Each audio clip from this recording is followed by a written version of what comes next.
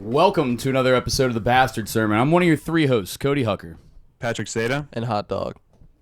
What? Luke Young. And Hot Dog Boy Luke.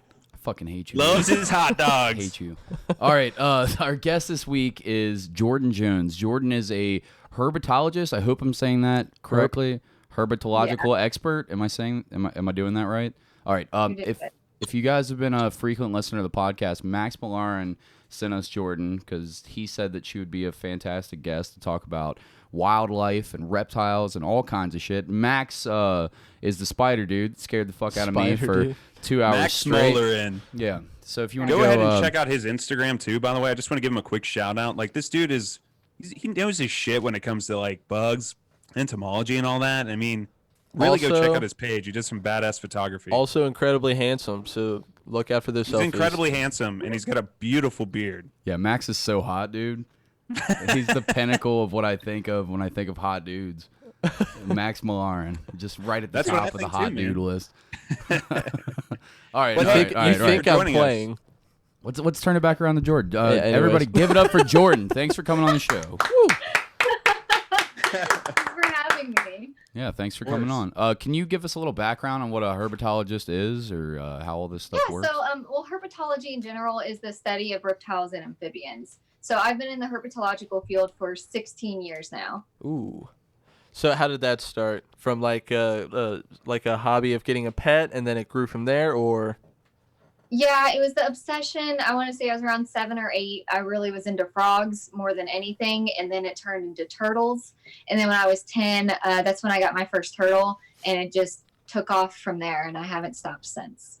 Were you always like one of those people that like anytime you go on vacation, you'd be like, I have to go find some critters right now. I have to go find something. Yeah, I felt the same way. So much fun. Turtles freak me out. Obviously. Go on. I'm sorry. They could bite the shit out of you. Like I feel like a turtle turtles just take a finger off. Snapping turtles. Of all creatures, you are scared of the one you could easily outmaneuver. I'm not scared of them. They just freak me out. Like, what if that turtle gets a hold of you? Do you know anything about that? Have you ever seen somebody get got by a snapping turtle before, Jordan? Yeah. Just got fucked up by one. Can Really? you tell us that story? Oh, What yeah. happened? Well, people are stupid, and they like to poke them in the mouth. They poke them in the beak? Every time.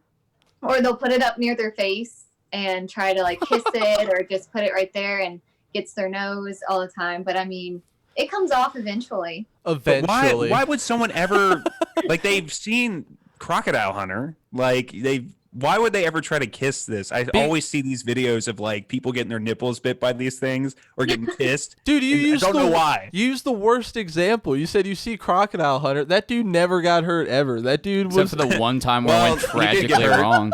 What are you talking about? Aside from the one, except for the barb through the heart, he fucking got his face in front of everything that could kill him on this planet, and they did nothing. I guarantee you that he got fucked up several times that you just don't know about. He got one episode in his show. He got sprayed by one of the spitting cobras. I remember that. Yeah, and then he wiped it off and he licked it off his hands, and then he walked off scene. He was like, that's how he operated. You sir are a fool. Go out and got me. I don't believe that's what. Well, anyways, but that's really fascinating that you got into that stuff. So you had a turtle. I mean, this person got hit. Actually, let's go back into the snapping turtle. Like, so they just gave it a kiss and like it just fucking clawed him. Yeah. Was it part of surgery? No. Luckily, it wasn't too big. It just, it did a good gash, and I think he had to get stitches. But other than that, just another Wednesday. Right on. Jesus Christ. All right, so how I got these scars. Did you have to go to school for all this, or is this just something that you start exploring on your own? Like you buy a couple books, you get interested, and then you can. How does this turn into like an actual like certified thing that you're doing? So it started off as a hobby. Whenever I was a kid, I did a lot of volunteer work. I was always outside. I was always at the zoo, the aquarium, always doing whatever I could, especially if it revolved around turtles. And then whenever I was in high school, I was part of the marine biology club, and I started getting into sea turtles and doing outreach for that and field trips. And then after that, I was always told that I wouldn't have a future with turtles because I was in Kentucky and I'm not near a body of water. So I switched to... Who told you that? They're geologically prejudiced. Yeah, what asshole would say something? You can't move? Like, you can't study shit with the internet? Like, who told you that? She was forbidden from studying turtles. Yeah, I was just told by friends and family that it wasn't realistic for me because I couldn't afford to go to a different state and attend a school out of state. What a bunch of birds.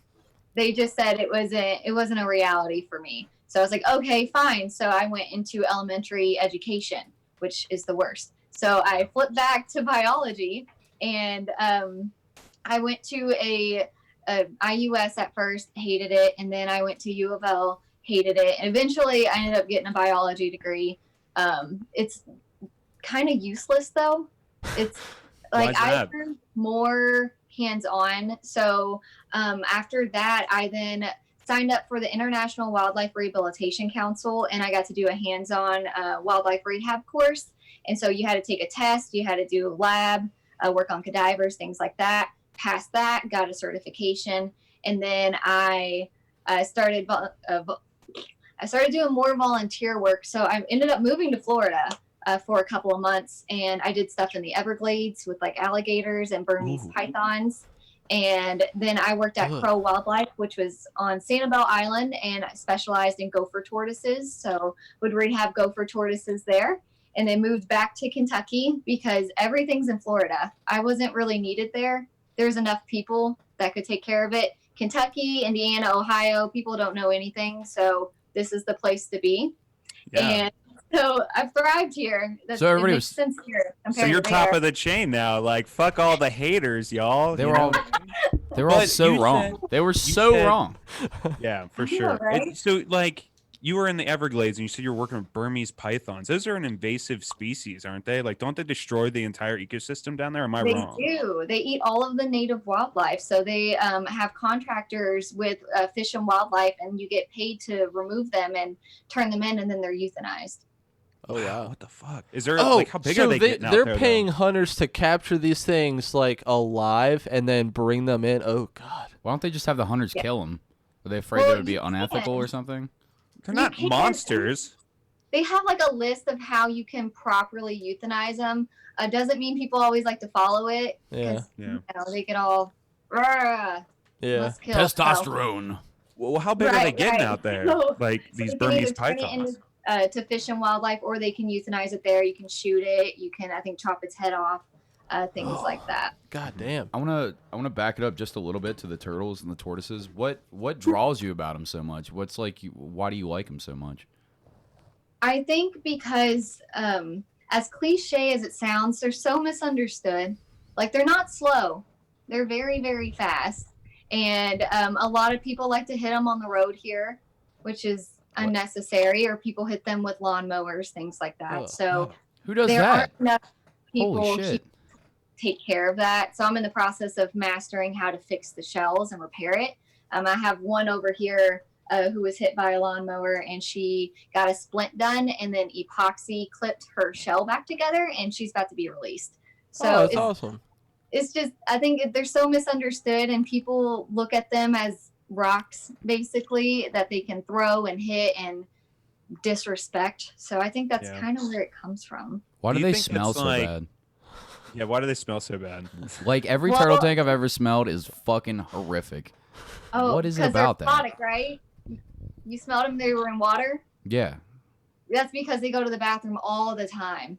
Okay. And if you don't do enough water changes, it builds up. Yeah, it's disgusting. So my friend was letting their turtles live in a fucking septic system. Is the problem with that they just basically... She's letting you know your friends didn't take care of that. That's what I'm saying. Properly. She's letting you know that your friends are having animal abuse. God damn it, Andrew. You need to take care of your turtles, bro. Yeah, Andrew, I don't know who you are, but you're fucked in the head, bud. Just do a water change, man. Get a better filter, and you'll be good to go. Yeah. Get your life together. All right, fair enough. That's pretty wild, though. I mean, these turtles, they get hit by lawnmowers and shit. You'd think like someone would just actively try to avoid that. Like, you're fucking driving a lawnmower. You should probably watch where you're going. Probably, but yeah, won't do that. How does the shell work? Does the shell regrow if it gets damaged, or do you have to like glue it all back together? So if there's a bunch of pieces missing, it's you can put it back together. And so their shell is made out of basically your fingernails. So over time, it'll grow. It takes a long time to heal. But if there's pieces missing, then there will always be a scar or an indentation. But luckily this one was just a gash right towards the neck area. Actually, some of her neck did get slashed into it. Oh, that was pretty gross. So we sewed that back up, and then we did the splint just to see if we could get the pieces to match, make sure there weren't any missing pieces. And then when we saw that there was, then it was easy from there. But it's not always that fortunate. Sometimes it's too far damaged, and at that point they have to be euthanized. Really? So how does the shell work though, as far as like its attachment to the creature? Like, I understand that the turtle isn't gonna, like, it can't get out of its shell. It's somewhat attached to it, but like, how does that? I don't know. I imagine the turtle is like another thing. He wants to know if you could peel the shell off of it and it survive. Yeah. Like, what is its biological function? Well, yeah, no, I understand. He's like, yeah. This guy's like, I'm gonna go find turtles and pick at it like a scab. Very scientific. I ain't trying to hurt any turtles. God damn it! I don't know anything. That's why we have her on, so we can ask her turtle questions. All right. I don't know anything about turtles. That's why she's here. Please. Okay, so your question is how they're attached to their shell? Well, is it necessary for them to live? Like, could they survive without the shell? Oh my God. Bro, I don't know shit about Would turtles. they be better off dead? That's what I need to know. What? No, that's not what I'm saying. God damn it. You better learn how to phrase it right, bud. Okay. Well, does it make sense that the shell, to me, in my head, is its own separate little thing? Like a hermit crab has a shell that it can get out of and then get into another shell? So it can't do that. You're an idiot. Did you just find out about turtles yesterday? I don't know about y'all, but I wasn't. You've been hanging out with your newborn a little too long there, bud. Yeah, I don't know. I don't study turtles. What do you guys want from me? You guys like want me to be the turtle expert. You guys are like Cody's shocked. like, I'm not. Dude, I don't know shit about like, turtles. I'm just soaking change up all shells. the information she's given, but I knew that fucking third grade information that turtles weren't actually like just hiding in a shell, that they just move shell to shell. Bro, I don't get how it works then. Like, all right, well, I mean, all right, well, Wait, let her explain. let's just hypothesize. He keeps interrupting every time I try to get her to because you're explain. fucking Because you're silly, stupid. bud. All right, so let's just assume all right. that they can switch shells. Where are they finding these shells? I don't know. The turtle Where shell do these store. shells Ground, just obviously, A turtle shell store, dog. What do a you mean? turtle shell store, of course. Yeah. Yeah, they just show up with fucking grass and algae and acorns, and they just get new shells at the craft it. nature store. Yeah, then they craft it. No, They bring it to a true. crafting stone. They get the now you're appropriate making clay. Minecraft jokes. Yeah. All right, you can kill yourself.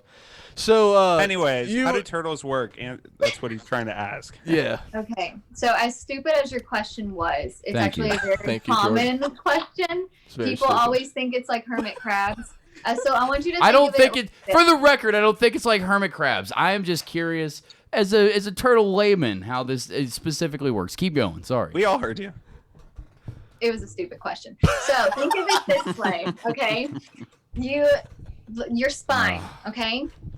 Like, can you feel your spine? Of course. Kind of like- Naturally. Yeah. Everybody touch it, right? Yes. There. Okay. Cody's that's like, my yeah, spine. of course. Yeah. Okay, so their shell, that is their spine. Okay. It is connected. Their skin is fused up into the shell. Okay. Hold on. Jordan, Okay. I appreciate your explanation. Don't fucking nod your head at me like you've known this your whole life, Luke. You're just now finding out it's part of their That's true. spine. I knew this You much son of a about bitch. turtles. No, you Everyone didn't. knew this. You Yes, didn't know I it was did. part of their spine. Yes, I did. You didn't. Yes, I did. There's no way you did. You didn't fucking have any of those zoo books that they advertised in the commercials I didn't back have any in the of early those. 2000s. I was fucking with mummies, dog, and like All dead right, well, you were reptiles. learning about mummies. I was learning about practical shit. Like turtles? What do you do? Yeah, dude, turtles. They're What do you they're do with shells, turtles? Man, it's practical. What she does stuff with turtles. What did you two do with your turtle I information? existed as a child. Like, That's what I did. I with jumped that on their backs in information. Super Mario World. They attacked my enemies for me. Fucking Wow. hate you so I hate much. you too, Luke.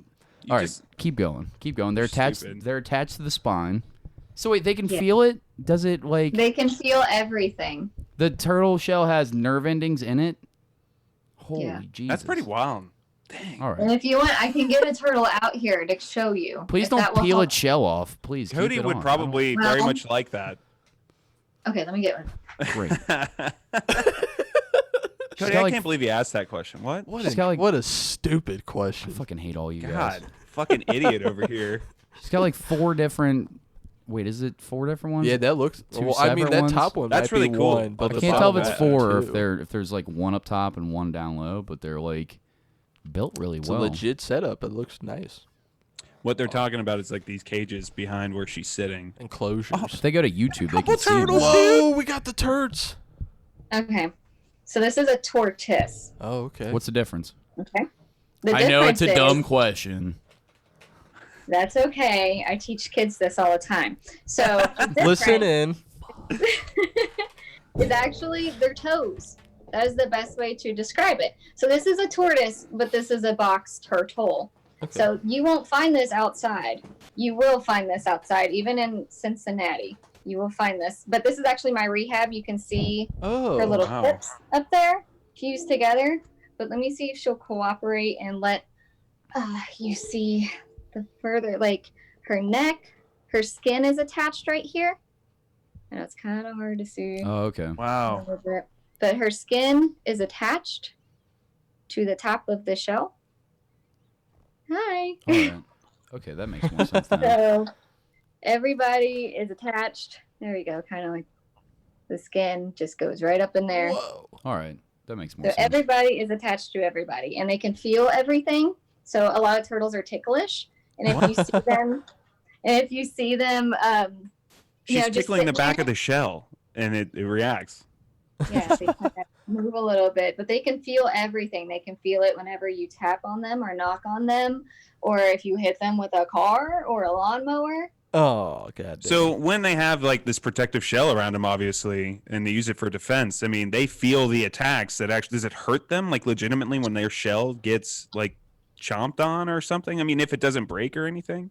Yeah, so like it's not really a great time. They can feel everything that's happening to them, and what's really messed up is if they were just hit by a car, then they will stay alive no matter how bad the damage is for a couple of hours until they finally die. So it's a really sad process, and that's why they instruct people, anybody who's brave enough, or wildlife rehabbers, if you see a injured turtle on the side of the road, go check them out, because odds are they're still alive.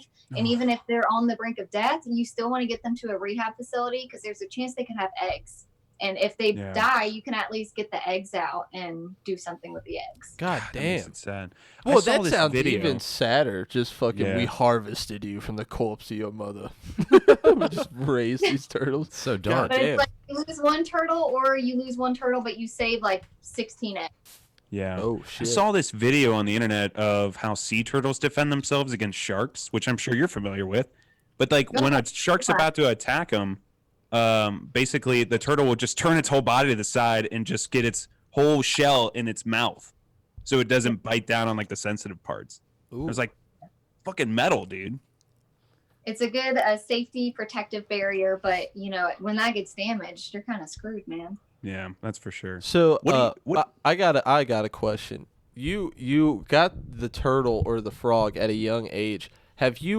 Did you ever have any fear of these reptiles, or like the transition? Because you obviously like went from small reptile to like working with gators and pythons in Florida. Like, Tell him did it's a you- dumb question, Jordan.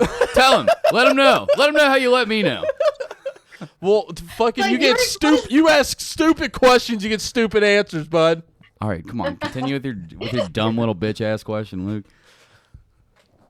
I'm just fucking around. No, I'm just kidding. I wasn't scared. Jeez. Oh, okay. Because I am such a bitch with like any of the reptiles. Like I'll hold a turtle, I'll hold a frog, Snakes? I'll hold a very small snake. What about a big But guy? other than You don't let him wrap around you or no anything way, like that? dude, I get chills and I don't like goosebumps snakes. and stuff. I don't get scared about snakes. I've held them and shit like that, but I don't like snakes. I don't think of snakes as my friends. I think of them as like they're just predators trying to eat shit. Like they don't want to be your buddy. Like I don't think that any part of a snake wants to fuck with you at all. I saw this video of this woman. She was trying to show to her, I guess, YouTube viewers her like ball python that she had, and this python was big as fuck. And as soon as she took the lid off, the head started like poking out, and she's like, "Oh, she's trying to say hello." And she reaches in to like pick her up, and like right away she starts like wrapping around this girl's arm to snap this chick's arm. Like, Oh, wait. she was panicking. Like it took two of them to try to pull this guy out. The one guy was like, "Should I keep recording?" And she was like, "Yeah, for right now." And then it kept going for a minute. And she's leaking out on the ground. It was like, "All right, now I think it's time for you to help." 'Cause it starts like going around the next guy's arm and shit like that. I was like, it's about to go bad. Oh man. So Jordan, what are these? You have like a whole setup behind you, which we were talking about when you stepped away for a moment. What do you got going on back there? So in this one right here, this is a blue-tongued skink enclosure. He is in a tunnel, so you're not going to see him. But the one down here, I have a Savannah monitor in there, a very young one, and he is hidden somewhere in there around. Good Lord. Right. Oh, So yeah, this is cool. How'd you put those things together? Did you build the whole terrarium? Is it a terrarium? Is that what it's called, or just a tank? I just call it an enclosure, honestly. Ooh. I don't have a fancy word. So what I did was I drew it out first, how I wanted the dimensions, what I wanted it to look like. And then it was about budgeting, making sure, we got all the supplies that we needed a special order, the plexiglass, things like that. And then we built them outside, but we measured the door to get in.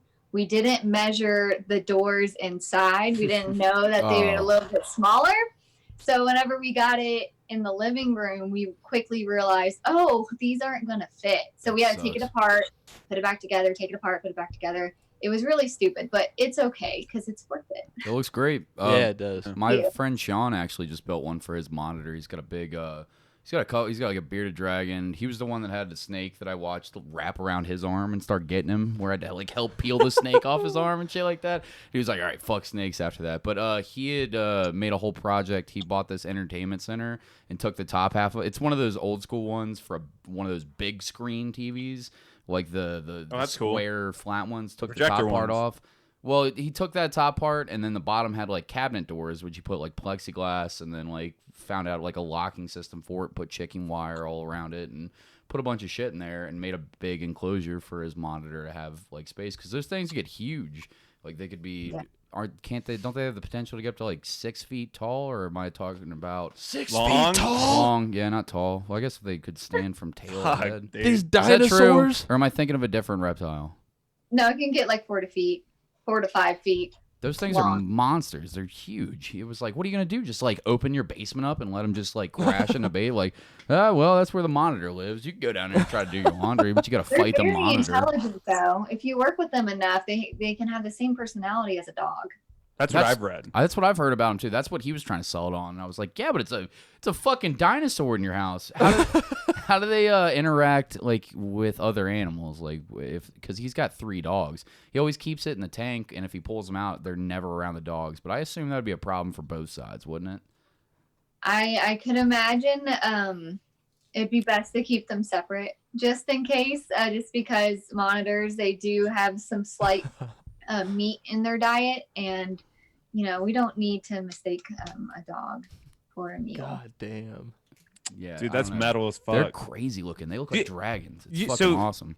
With what you were saying earlier, like before we got on the show, why we wanted to have you on, which we're going to get into in a bit. I mean, have you ever heard of like people having Komodo dragons as pets ever? Just like as a exotic pet? Komodo. No, you have to have a license. But you can get a license in America and have a Komodo dragon? If you have enough No, money, they are probably. so regulated, and they are endangered, so they are really, really regulated. Yeah, It's incredibly difficult. You have to have the right space. You have probably Fish and Wildlife, USDA, other types of government officials involved in this type of situation. So it's not really common. I know a couple of private owners that have maybe 1 or 2, but they have every license, every T crossed, and every I dotted. That's wild. The amount of work that you would have to go through to have that exotic pet, and then feed them $20 bills basically as you keep them in your house. Really, though, they eat so Fuck. much.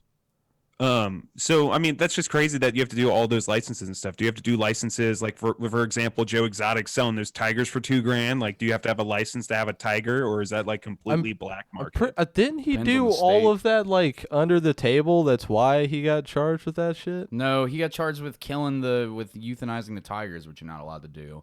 Well, I knew he got charged for that too. It depends on the state that you're in. It depends on the. She's the looking at you like you're stupid again. Yeah, God, you're so fucking Probably knows more uninformed. about this You don't than know you do. shit about shit.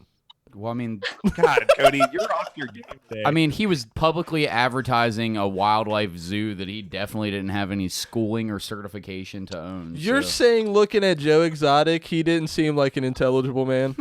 That's exactly what I'm fucking saying. Yeah, and I'm saying in Oklahoma that you could probably do that. Ohio is one of those states also where you could do that. Right? Is that true? Yeah. Right? I mean, that's why. Well, no, it was that dude got a bunch of. You remember the story about where the bears escaped? The bears and there was fucking lions and tigers After he roaming killed himself, the they streets of escaped. someplace Yeah. in Ohio. She seems or to know a whatever. little bit about that. Yeah, it's all because you could just like import anything that you want, basically, except for certain endangered species, like what she was talking about. Right? Am I wrong? I'm open to being wrong. You're always There's wrong. so much that just happened right there. I don't know what you're asking me. What part?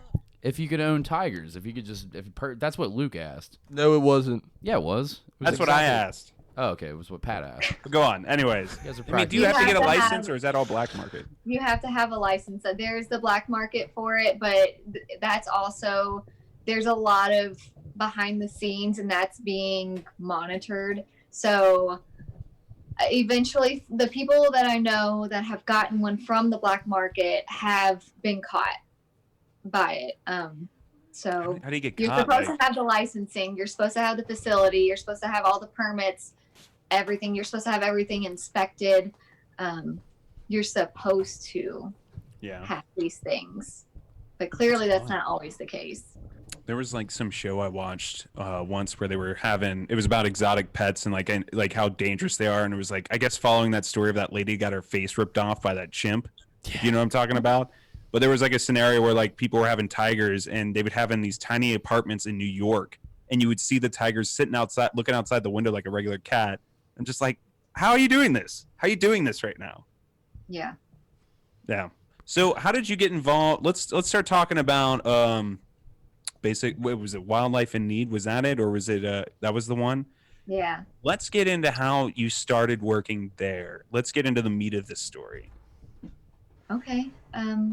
So back when I was in college, I wanted to get more volunteer experience, especially with exotic animals. And you can't really do that too much here in Kentucky, and leave it to Indiana to have a man who owns 16 acres just full of exotic animals. And so I bought a ticket to go to the fundraiser back in November 2015, experienced that show.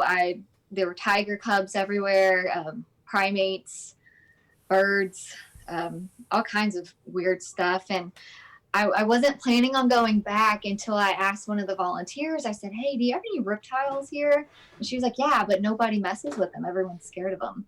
And I was like, perfect. Okay, so I put in an application that night, and I got a phone call 3 days later asking me to show up the following weekend. And so I showed up, and I almost, after my first day volunteering, I almost didn't go back because it was, something wasn't right. Like you just had this weird, dreadful feeling the whole time? Well, they put me outside to greet people and to talk to people about the animals that were on display, but they didn't tell me anything about the animals on display. So I had people ask me, "Oh, what's this? What's that?" And I'm like, "I don't know.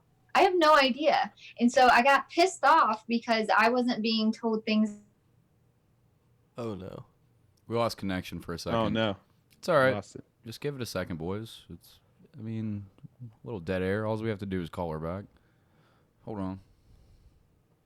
Oh, no. Jordan, if you can hear us, we may boot Hold you. on. I'll redial her. One second. Yeah, let's We'll boot you and we'll re-invite you if you can hear us. That's crazy. You just God damn. Did you just listeners, go did there, you you're guys like- pay attention to that? Right. you just go into Hey, this place and like you got a job spot, and they just right then and there. That's crazy. Well, I mean, not just that, just like, hey, what am I going to be doing? You're going to be talking about the reptiles. All right, well, let's go check them out. Well, here's the building. Now stand here and talk about it. Yeah, you'll have. What just happened? You just closed out everything. Okay, 1 second. Everybody can still hear us. Me, you. Me Oh, and you. okay. I'm not gonna turn it off. We'll just do it from like this. I don't give a shit. Hey, check that out. Raw, listeners. It's raw. Yeah, dog. Hold it down, Luke. I gotta invite these fucks. So, listeners, what have you guys been doing this week? I have been doing a whole lot of baiting. A whole lot. Masturbating? Yeah, dude. Loads. Like, how many loads? Are you talking 3-4 loads a day? Tremendous amount of loads. Tremendous. How many a day, though? I don't know. Maybe 3. Maybe. 3 a day? Good God. Happened. I don't know. Oh, yeah. We were in the middle of your story about them not informing you, and then it just cut out. We're still recording right now, by the way, because I never shut it off. So, yeah, we're back. Oops. Patrick, can you hear Okay. us? Yes, I'm back. Sorry about that, Jordan. Anyways. So, I think I'm sorry. I don't know what happened. it's all It's no good. big deal. It- Let's continue where we left off. So they put you in front of this building, and they don't give you any information on the animals inside. You just have to start explaining. Yeah.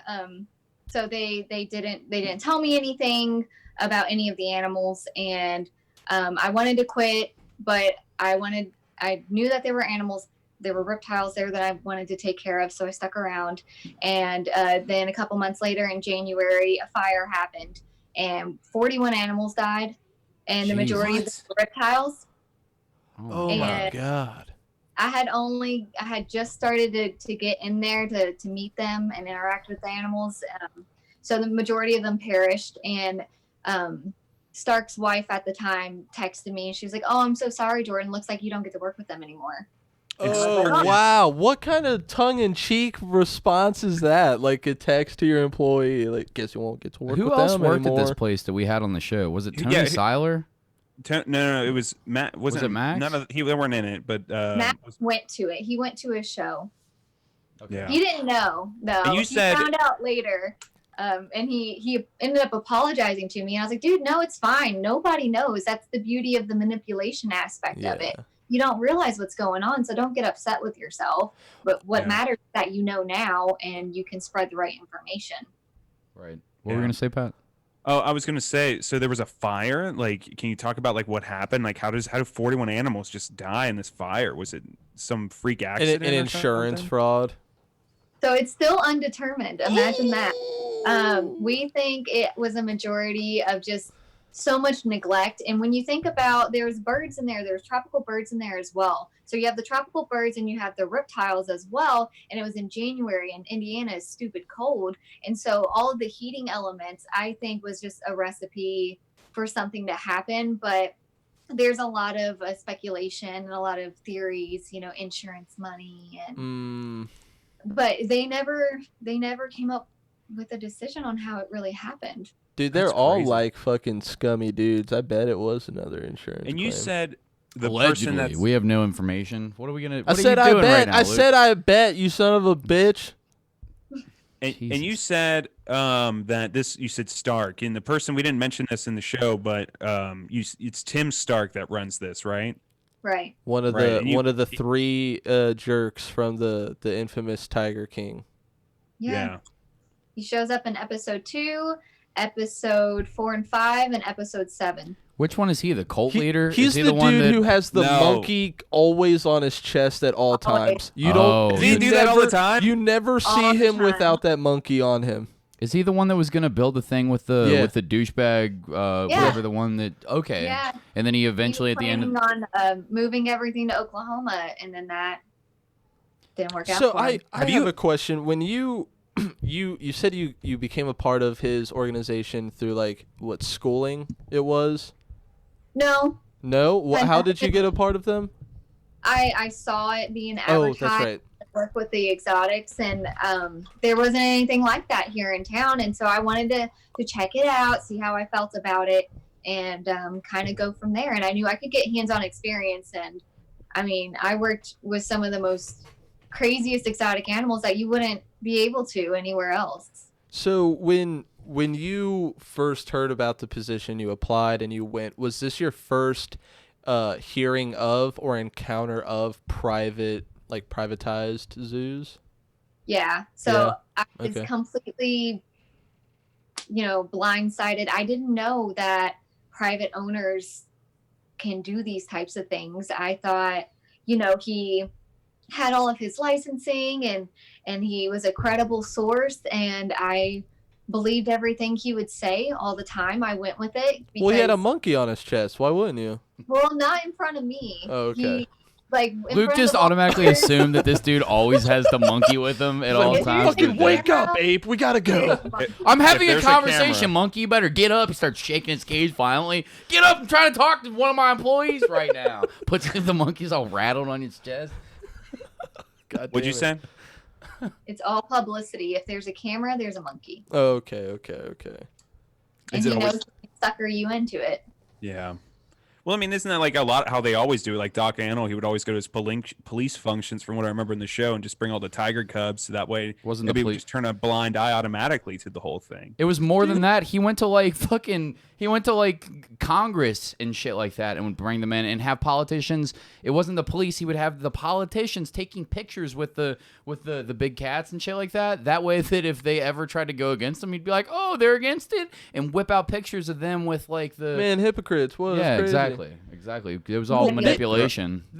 So, like, from what I noticed, and I want to ask you this since you got to work with him and talk to him, everyone that was on the documentary seemed to have like a weird character angle. Like, Tiger King himself was like a carnival. Like, you come to my zoo, it's a show. You're gonna have an event. And then like Doc, his thing was like, you're gonna have a spiritual thing. You're gonna connect with these cubs and these tigers and my weird menagerie of women wives that are also employees.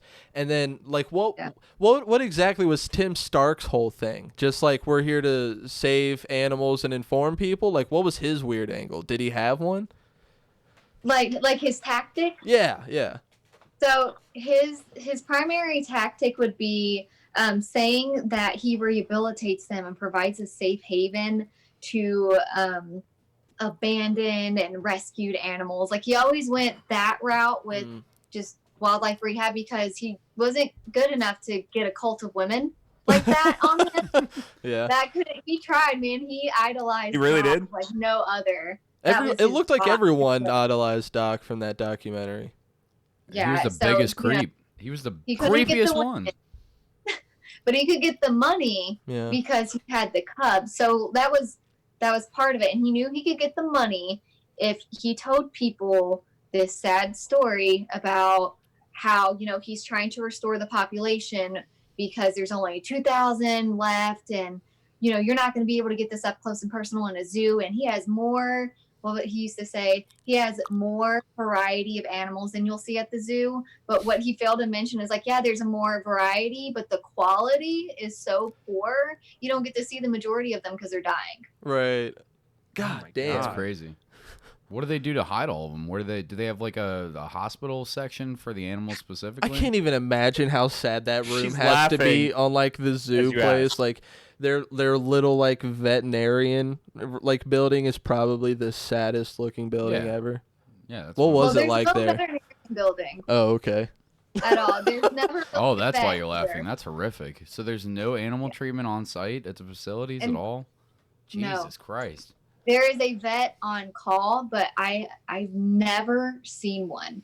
And Never? me and the other whistleblowers never seen a vet. And I was there for 2 years. We have whistleblowers that were there for 5 years, for 4 years, 3 years, 6 months, 2 weeks, and they've never seen a vet there ever. What Can you the describe- fuck? Can you describe how they treated the sick animals? Like, what would they do for them?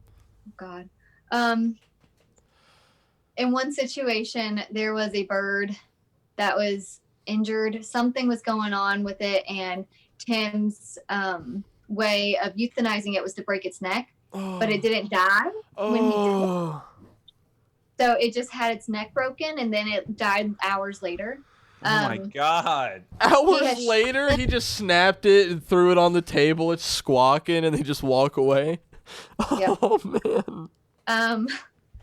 There's multiple times where he shot them. There was a tiger that we had that had a seizure, was in the middle of seizing, and there was somebody there that was trying to keep the tiger in place, because when they're seizing, you're trying to prevent their head and all types of stuff. And Tim yelled at the man to leave, and we don't know exactly what happened, but he never called a vet, and this tiger mysteriously died. and we don't know if she was shot. We never saw her body after that, so we have no idea, how she was disposed. If he did kill her, if they can find that tiger, that's how they got Joe Exotic. Like at the end of the movie, they got him on killing the tigers. They had 5 counts of that, and he's in jail for like 80 years. So hopefully this fuckhead gets caught with a tiger body. Is there a? Well, there's a lot more than just that on that property. There's a lot of bodies. Can you? How much go of this into can we depth talk about about? that, if Well, that's okay? Yeah. These Much kids of were this- celebrating on the hidden graveyard of thousands. People need to talk about. I mean, it's good that you're blowing whistles about this. Like they can't fucking treat animals like that. Yeah. Like, you got to be able to Get all the Good thing kazoos.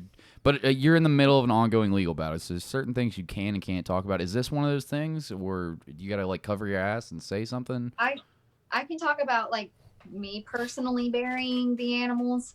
Oh god damn, you did? Is that okay? They had you Yeah, personally yeah, bury mine- animals? Mine was reptile related, so they don't really care about reptiles.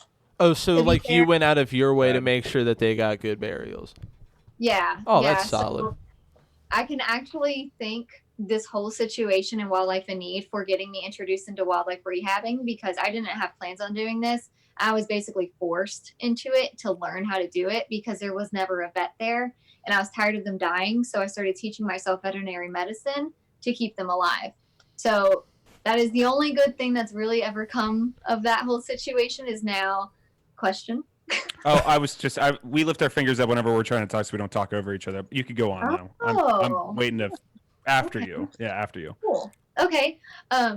So yeah, I didn't have any plans on getting involved in this stuff. I actually really don't like needles. I have a needle phobia, but I couldn't not do something about it. So I started teaching myself basic rehabbing, how to see the signs of certain situations in reptiles, like calcium deficiencies, metabolic bone disease, even types of cancers, things like that, and just malnourishment in general and what needs to be repaired. So when the barn burned down, he built another one, but he built it off the property. Like there's the main property, and then he bought the lot not directly next to him, but the one around that one, because he has a neighbor, and the neighbor's stuck in the middle. Oh god. I know, poor fella, but it's on the other side. And so he built it over there. And so that's where I would go all the time. And he easily had over 80 in there because he lost so many. He had 12 after everything burned down. So I took care of the 12. And then over the weeks, he kept getting more and more and more. And there was easily over 80 in like a 3-month time period. That's crazy.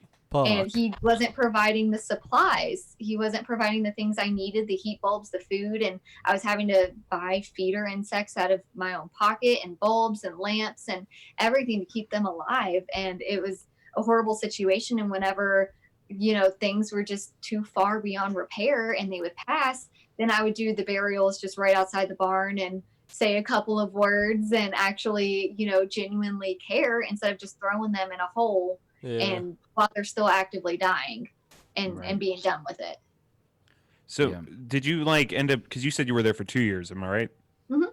So did you feel like you had you said right away you felt this bit of dread right away that something was weird? Did you feel like you were obligated to stay because like no one else would take care of these animals? Like you're the only one that's there? Was that like I the had- situation? For the longest time, I was the only one in that barn. He would not allow anybody in there to help me.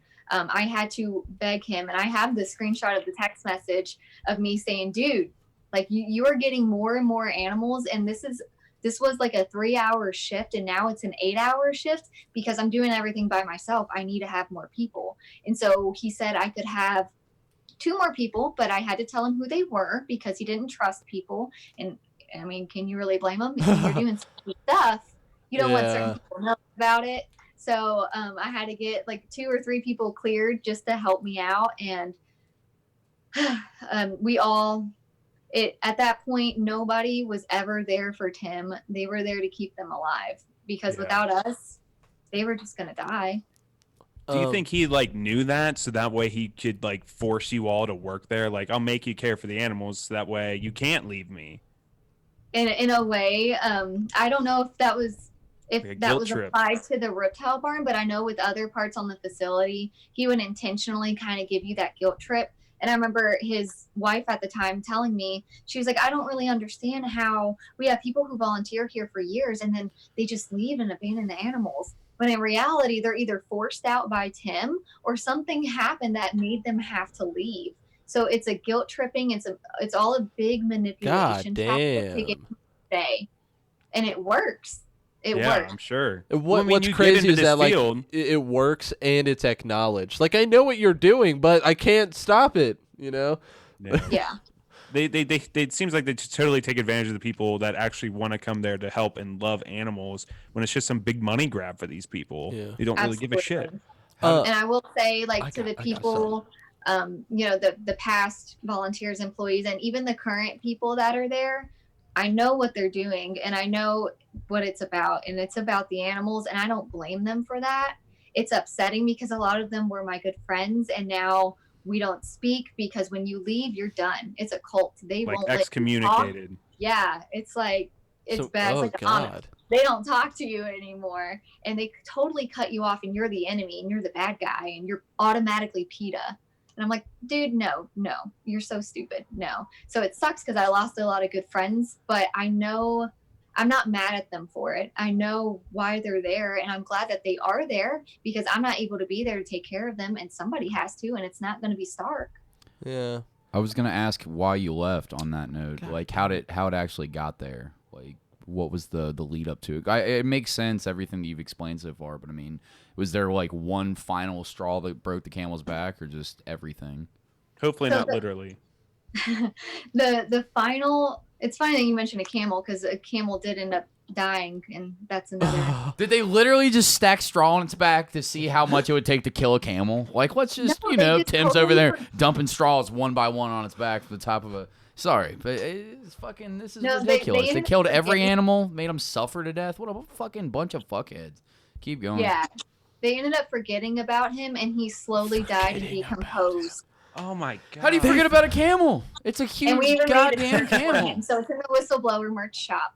Is that what's on your shirt? The 4. Well, this is Goliath. This is a water monitor, and that was my main kid, and he killed him on the way to Jeff Lowe's in Oklahoma. So that's. Could you You'll could you notice- imagine?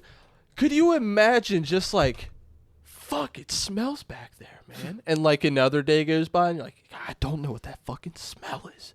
The whole Like place 2 days go by and you're like, what's in that room? It's a whole And you rotting go in there, it's camel. just an entire rotted corpse of a camel. Like, fuck, I forgot Jerry was back there. But Well, We didn't let her finish. She was saying it's sorry. funny that you mentioned a camel and never got to the answering the question. Keep going. Sorry.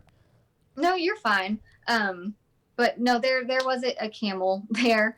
But why I left mainly was things were becoming so overwhelming, and whenever you are surrounded by so much death, it kind of takes a toll on you. And what we were doing was we were rehabbing animals there, and in some situations we would have to rehab them elsewhere. And so we had a kind of a schedule, a routine of, okay, who's up next? Who's going to take who's going to deal with this? Who needs syringes, critical care formula? Who needs all of these things? And so they have a Facebook page that is dedicated to the volunteers. And what they would do is they would post a day and say, okay, who's volunteering on this day? And I would always do reptiles on Mondays and then either on Fridays or Saturdays. I try to be there twice and I try to space it out long enough. That way I could kind of catch it. And I could also see, because they claimed other people were also helping out in the barn, but no, I would purposely set things up a certain way to see if it was moved, if it was touched. And every single time there was no evidence of anyone ever being in there, which proved that, okay, so it's just me and maybe 2 other people who are there the same days I am, and there's too much neglect going on, and there's rotten food, and there's no water, and this scab was here, and it now is 10 times worse, and now this is infected. So no, you're lying. Nobody is in here helping me take care of them. And it got to the point where they posted on a Monday who was coming in, and I said me, and then his wife at the time was like, oh, Tim doesn't want anybody in the reptile barn right now. And I was like, why? That's that's something's not right. So then I was like, What the fuck? okay, I'll wait until Friday, then I'll play it cool. So then like Friday or Saturday came along and they posted, and I was like, me, I'll be there. And then once again, I was told, no, Tim doesn't want anybody in the reptile barn right now.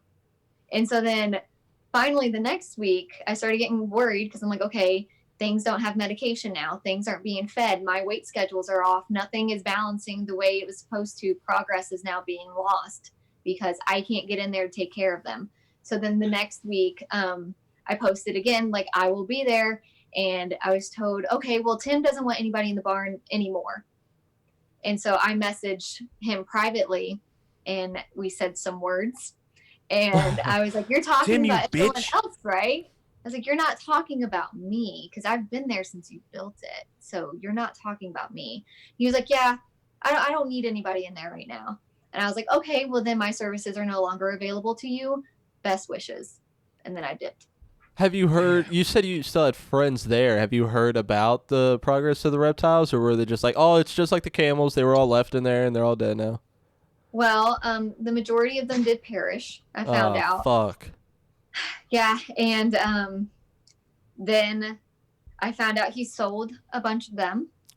And then that's when he started teaming up with Jeff Lowe and wanted to transport. Now there's everything is connected, so I'm sorry if I get a little off track. Get but connected. We're here for you. Keep talking. There's a very important part to why this shirt was made and why we are here today.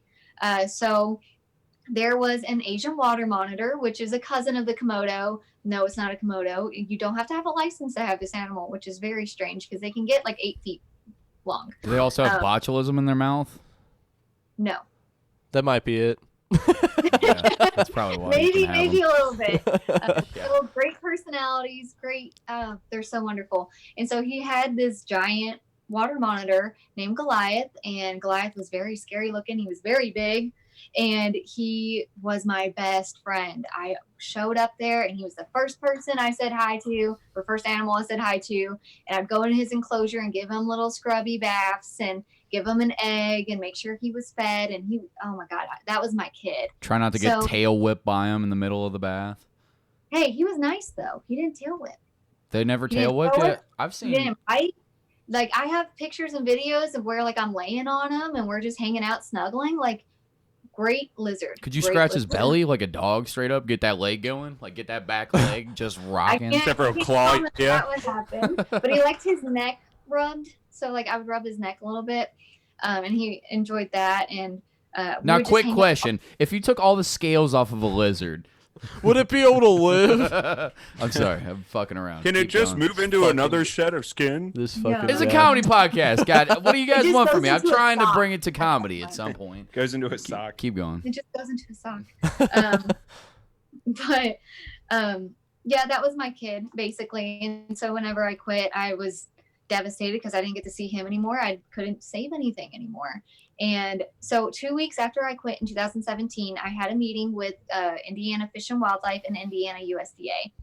And we sat down and we talked for about 3 hours. And they went through my phone. I showed them all my messages between myself and Stark and everybody involved. I showed them all my photos, all my videos, everything. And they said that, you know, they wanted me to keep everything on the down low. They didn't want me to go to social media about it. They just wanted me to cooperate and see if anybody else would be willing to talk and whistle.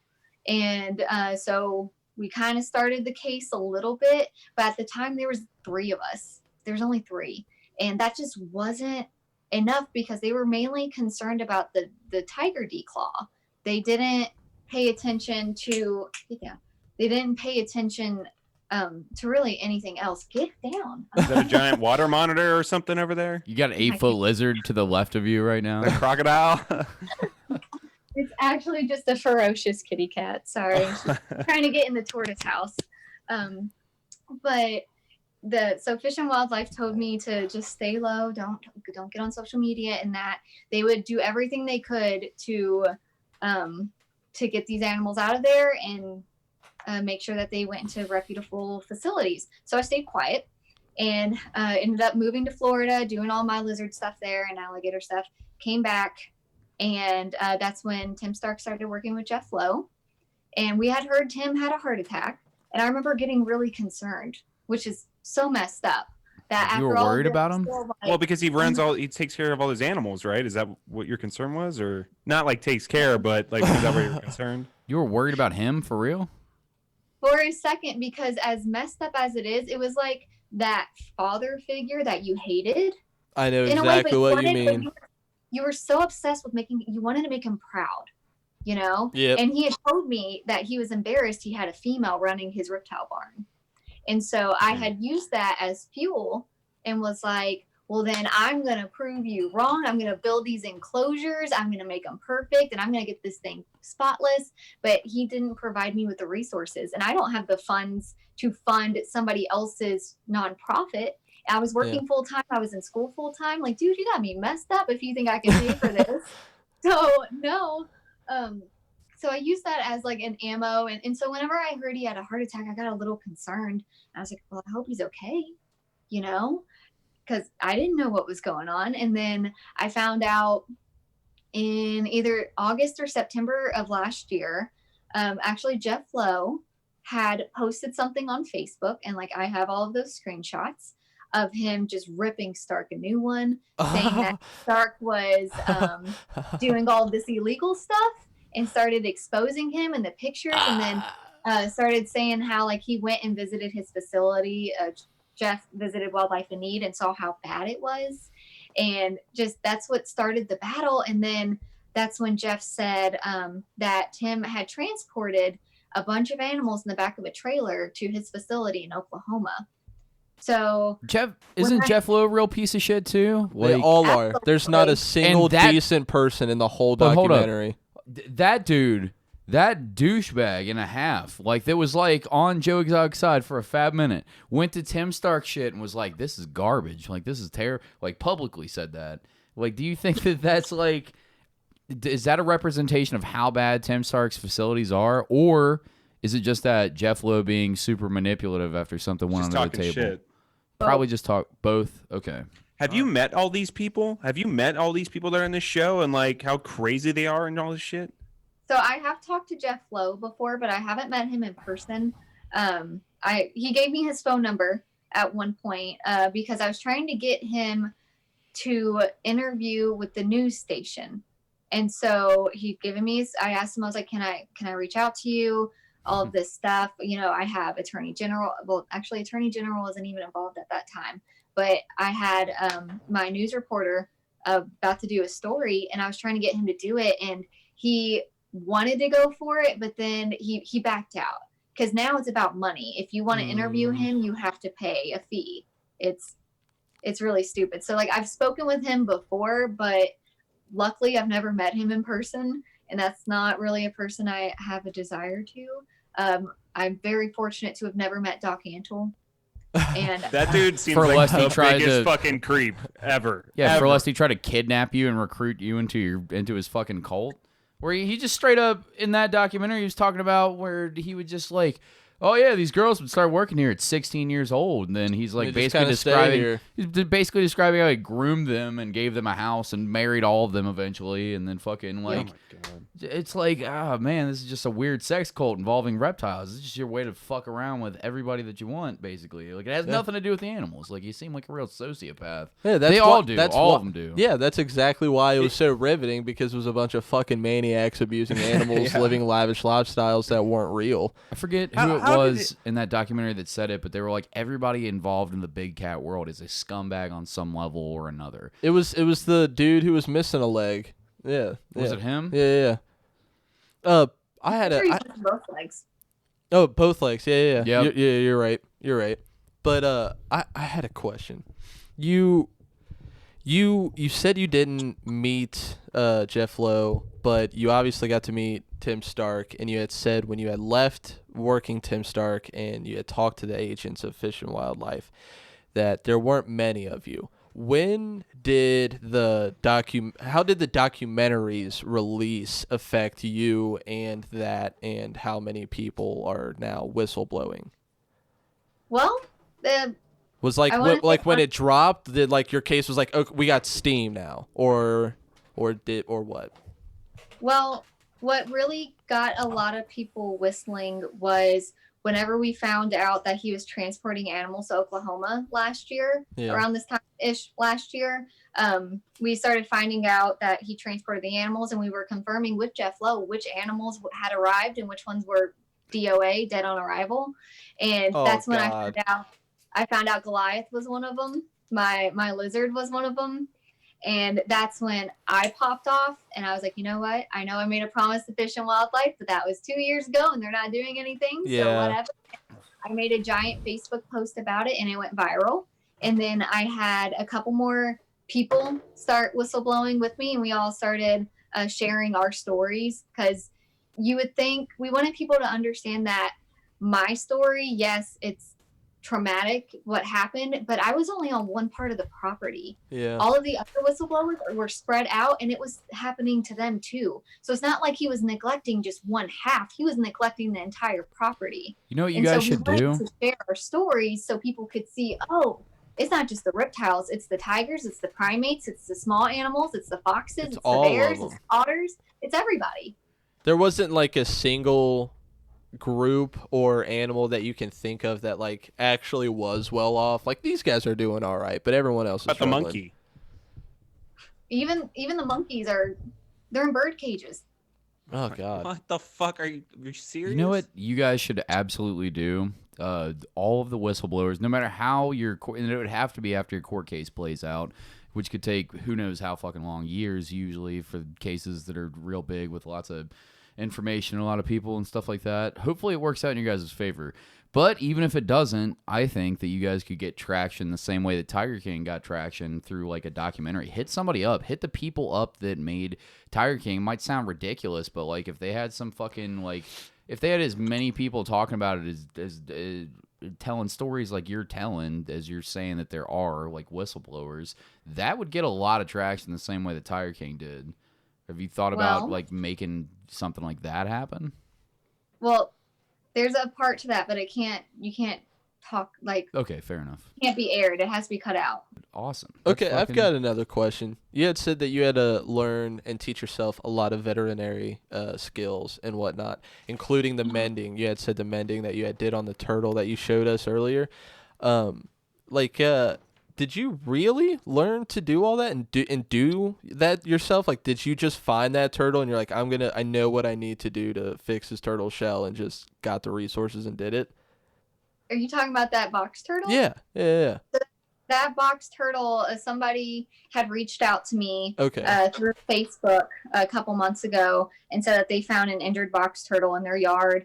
And I said, send a picture. Let me see, because sometimes if it's an old wound, it'll heal over and you don't actually have to worry about it. Yeah. They sent me a picture of it, and I was like, well, it looks like an old wound, but I'll go check it out anyway. And so I went and I picked her up, and it was not an old wound. It was a fresh one, and it had maggots in it. And it was horrible, but got all the maggots out.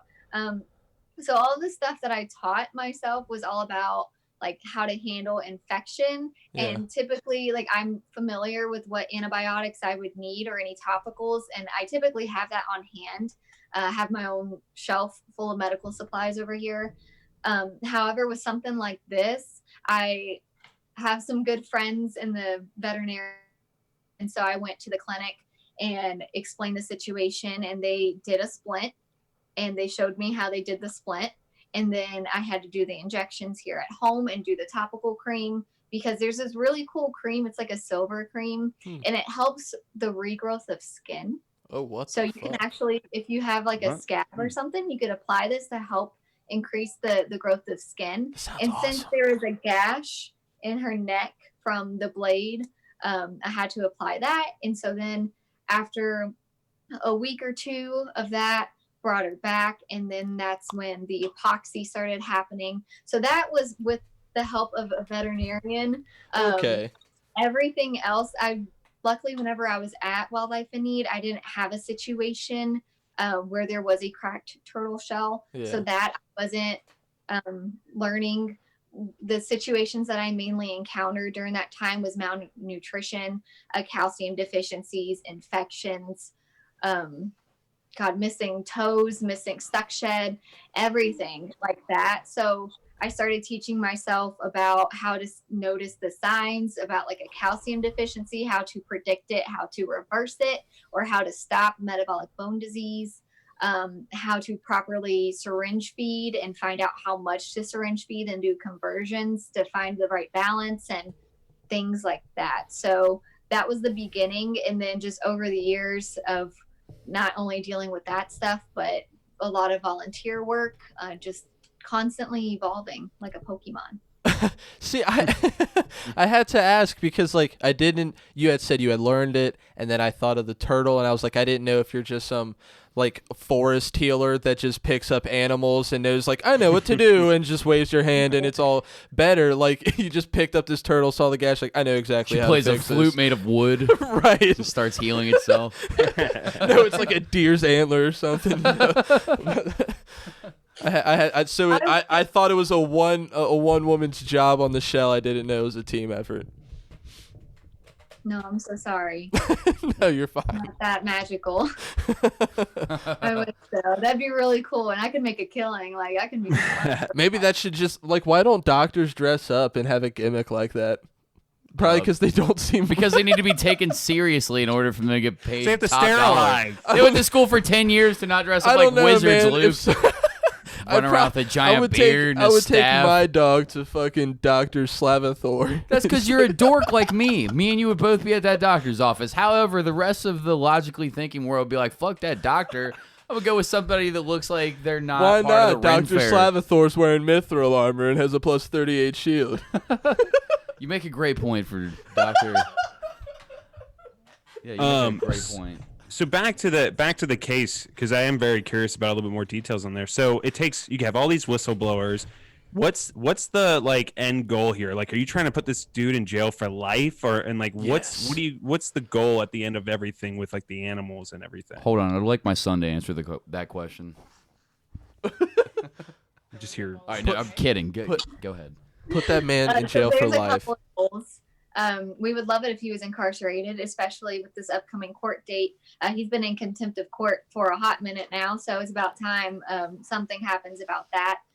So we are hoping he is incarcerated, and we are hoping that he gets incarcerated before they try to remove the animals. That way they can ensure the animal's safety, just because of his threats of killing everything before any government officials puts their hands on them. So it'd just be really cool if we could get him incarcerated. That way the animals' lives can be spared. Is that what he's doing to be in contempt of court? He's like, I'll fucking kill every animal on this property before they arrest me for owning a zoo or something like that?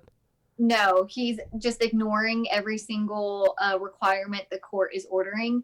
He's not turning in paperwork he's supposed to. He's not documenting animal deaths or any births or any transports or trades or anything like that. He's not providing the documentation that he is supposed to. And they recently found that he was embezzling money from the nonprofit and using it for purchases such as restaurant bills and gas. And my favorite is he was using it for his Dish Network bill. How is this dude like not arrested with all this shit beforehand, like before all the whistleblowing? I mean, you're doing so much illegal shit. Are they just finding him out the ass or something? Yeah, basically a lot of people don't want to deal with the harassment because anytime like USDA has gone to visit the facility and do inspections, he would just verbally assault them the entire time and threaten them and everything left and right, and nobody wants to deal with that. But since I'll stick my monkey on you. God, You want to come up doesn't with that just me? show how like flawed and lazy the system is? Then they're just like, this guy is fucking swearing, so let's just fine him some money. I guess we'll come back later. We'll give him a C+. God damn. And since there's so much pressure now, they are having to really focus on it, which it sucks that it took to this point, but you know, whatever. Fucking A. That's wild. Yeah. Do So you we're hoping he gets incarcerated, but we're also trying to get all the animals into reputable licensed facilities. Yeah. So that's the main goal, but mainly to also get him incarcerated. That way he can't try to start up another nonprofit because he's already trying to do that. That'd be a sweet title.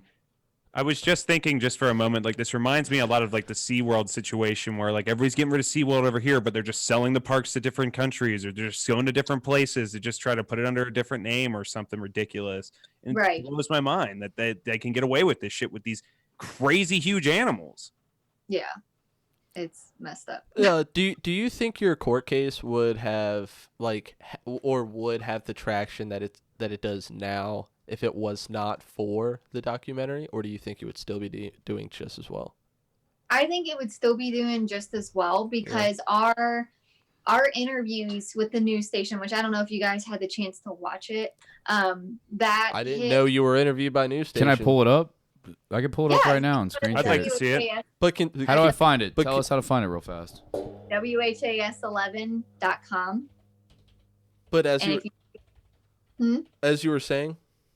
Oh, and then just type in wildlife in need whenever you get to the website. And the main video I want you to look up, the title is like, these animals are going to continue to die. And it should be 8 minutes long. That's the best one.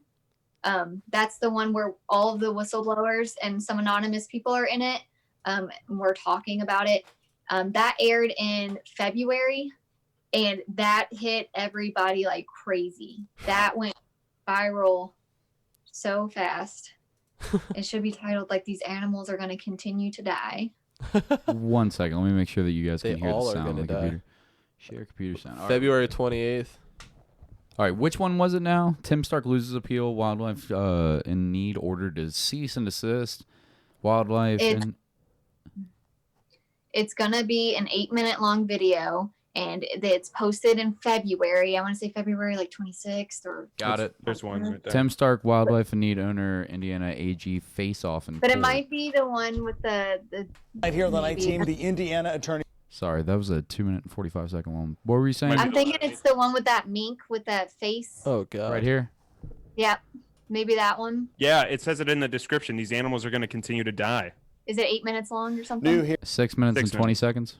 Maybe. Let's check it. Whatever. on the night team, Might as years well, of yeah. allegations of abuse and neglected wildlife in need in southern Indiana. That looks all fucking pointing to one man and his disgusting. exotic animals.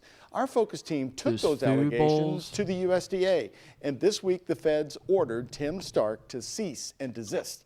Tonight, Shay McAllister continues her investigation with a So trip it's to not this one, Charlestown, but it's still Indiana a to good- meet with Stark. Not this one. I want to Profanity- see your guys' interview, though. Keep holding it down. I'll find it. 8 minutes long. I could do it. He's I gonna got search you. the whole frickin' interweebs. And I know, like, the very beginning, the guy warns everybody, like, hey, just let you know, this is viewer discretion advised. And I know it's like 8 minutes long. Go back. We'll find it. I think I saw animals. Push Oh, from the okay. shove. I can find Bye-bye. it and send you the link to it later. Oh, no problem. Oh, good. But it's a really, really good one. And I like it, but I don't, because I was interviewed first, Yeah. because we were always taught, whenever you're at Wildlife in Need, you are taught to not talk to any government officials. You're not supposed to talk to anybody from the media, Makes nothing sense. like that. And so it's part of like a brainwashing. I'm an And Indiana I was really, yeah, that was the court one. We were all really nervous to talk to the media. And so I volunteered to go first. And my interview was 3 hours long.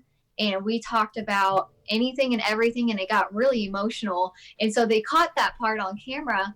And when we were finished talking, I was like, you're not going to put that on camera, right? Like that crying part. And they were like, oh, we are. And I was like, so there's Thanks. a part where like I get choked up and I'm like, thanks guys. And they're like, oh, but it was so like, we wanted people to see the emotion. And I was like, I was having a panic attack, but go ahead, show it to everybody. And oh my God. That Oh, went dude, those viral. media vultures were viral. looking for the cry. They were like, "Oh, we hope someone cries on this." Yeah, that's what they put in the teaser clip. Like, tonight at 9, Tim starts to douche. It's Jordan crying. She's like, I can't do it. And you're like, Christ, please not. Anything but that. And they're like, no, that's Tonight what we're at going 11. with. Yeah, tonight at 11. Local Hey, it wildlife worked, though. A owner lot of sucks people told ass. me it made them really emotional when I got emotional. And I was like, I'm sorry. I didn't know they were going to put that in there. There's- We talked about something Well, really I mean, There's no no right to be reason to be emotional. sorry about what you're Yeah, passionate about, especially You're when it taking comes to care of animals these animals dying. like they're your children, from what Yeah. you were telling me. I mean, that's what I get from almost and besides these fucking crazy ass owners, I get that from almost everybody that's ever worked at these places, from what I've seen and what I've heard of from like people I know. they say that they love these animals to death, and like you said, they get guilt tripped into these situations or something like that. That's crazy. I don't blame you for crying. Fucking cry, dude. Nah, dude, how dare you cry after all Well, those I thousands did. of animals you had to bury with your own hands because of these neglectful fuckheads? Like, yeah, No. yeah. You cry, I'm gonna stick this monkey on you. I think you're justified getting a little emotional about it. Like, Yeah. how could you not?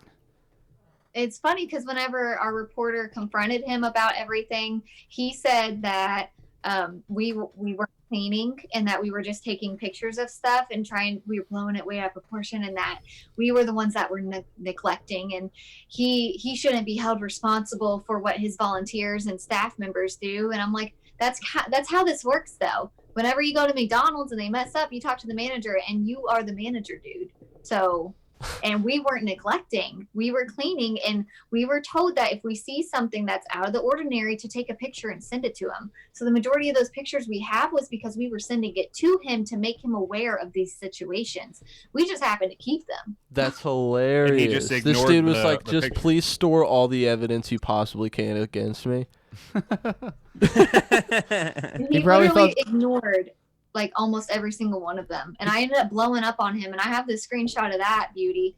I blew up on him so hard because I had walked in and there were dead animals everywhere in that farm. And I said, how many carcasses do I have to keep finding?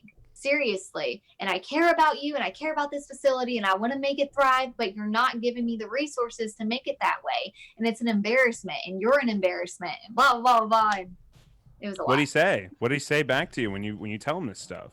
He said, so him and the only way to like talk to him, it was stupid. I had his phone number, but if you wanted to talk to him, you had to talk to him through Facebook Messenger. However, him and his wife at the time ran that messenger, so you never knew who you were getting. And so the majority of the She was time, in on this whole thing. Like, she just like, yeah, that's cool. We'll abuse animals. Whatever. the majority of the time she wouldn't respond. And so after I sent that message, the message I got back was like, this is Tim talking here. You can come back. It's okay. Something along those lines, because I said, like, I've been distancing myself because nothing's getting done and animals keep dying. And like, I'm a wreck over here because I'm trying to save them. And it's not working because you're getting animals that are either too far already gone because you're buying wild caught animals, or you're not providing the resources and they're dying because they don't have heat, they don't have food, they don't have water, they don't have anything proper. And so whenever I said like I was trying to leave, basically, he was like, this is Tim talking here. You can come back. And I was like, thanks. That's not at all, like, don't address anything else I said, though. It's cool. It's fine. You go off on him, and he's like, you're rehired. Well, See you on fuck? I never Saturday. quit. I just told him like I was going to stop not being there as often. Like I wasn't fully resigning, but I was like, I can't keep being here twice a week seeing this stuff and nothing being done about it. Yeah. And that was his way of basically like, I read what you said, I acknowledge it, but also just keep dealing with it. It Yeah. sounds like this dude thinks that he's as slick as that Doc Antle character, and he's just not. Like, he just...